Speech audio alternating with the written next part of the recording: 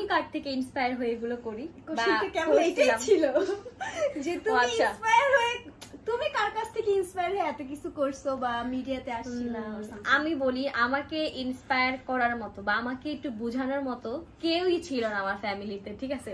আমি সবাইকে বুঝাইতে আমি এই পর্যন্ত আনছি। আমি নিজেও জানি না আল্লাহ আমাকে কিভাবে এত অল্প বয়সে এত বুদ্ধি দিছিল, যেটা না এইভাবে করো ওইভাবে করো এইভাবে করতে হবে। আলহামদুলিল্লাহ মাশাআল্লাহ বলতে আবারও বিলাই দিছো। না আমি মনে মনে তো অবশ্যই বলতেছি, কিন্তু মানুষের নজর জিনিসটা তো খারাপ। সো হ্যাঁ আলহামদুলিল্লাহ। তো আমি এই যে দেখো আমার যে রুম ডেকোরেশন বলো সবকিছু বলো এগুলো আমি নিজে সব খুঁজে আমার অনেক জায়গা থেকে আমি এক জায়গা থেকে কপি করি না, এরকম কিছু না। আমার একটা জিনিস ভালো লাগছে ওখান থেকে দেখে তো আমি ওইরকম টাইপের কিছু একটা করছি। যেমন আমার ভ্যানিটি রুম ছিল যেটা আমি টোটালি ওটা আমি আমার মতো করে ডিজাইন করে দিছি। তো মানে এইরকমই আর কি, সবকিছু আমার নিজের মতো করে নিজের পছন্দ মতো করে করা। ট্যালেন্ট।